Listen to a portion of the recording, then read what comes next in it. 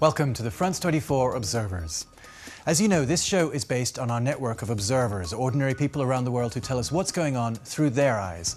From time to time, we go to them. Our editors travel from Paris to organize special coverage of a major event.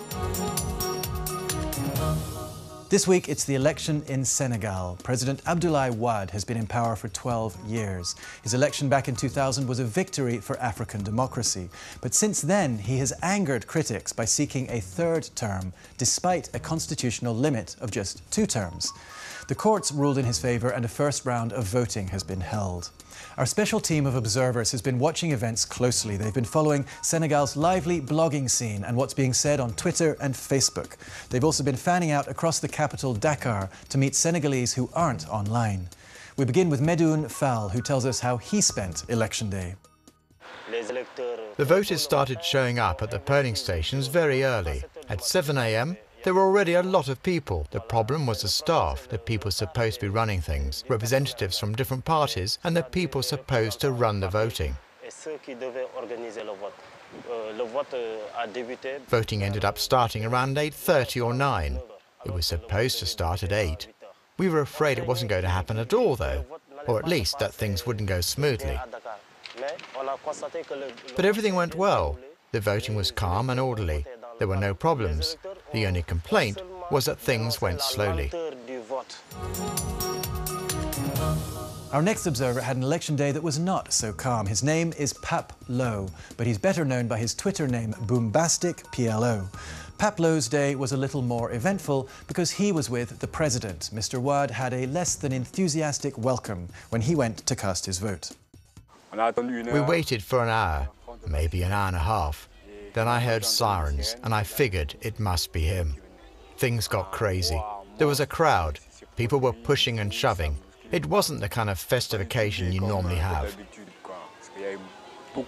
There were a lot of people booing. 3 or 4 people were chanting, "Time for change, time for change." Wade didn't like that. He did not look amused. There were lots of journalists watching. I'm not a journalist, but I like to know what's going on, so I had to be there. I was connected to the internet, so I took the video I'd shot and put it on YouTube. I did it as fast as I could, because I knew I wasn't the only one who filmed it. But I wanted to be the first to get it online. Our observers are posting their reports on a special website called Les Citoyens ont la parole, or giving a voice to the voters. The Senegalese are very active online, but not all voters have access to the internet. 2 of our observers, Seydi and Gejopal Nyan, went to meet some of them. The day after the election, I went to the Girl Tapé neighborhood. Everyone I talked to wanted the same thing, a better way of life. They've had a hard time making ends meet. Most of the people I interviewed had menial jobs. I met washerwomen, tailors, carpenters. They all want the next president to create full-time work for them. For graduates, for people without qualifications, for everyone. They're all planning to vote in the second round. They've got a real hope that things might change, that change is more and more possible.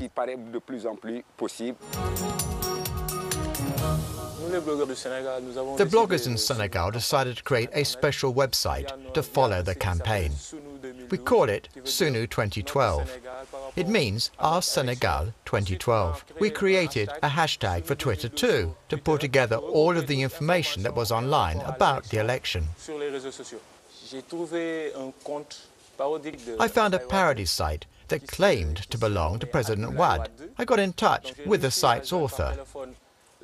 He was trying to keep his identity a secret, but I managed to get in touch with him by phone.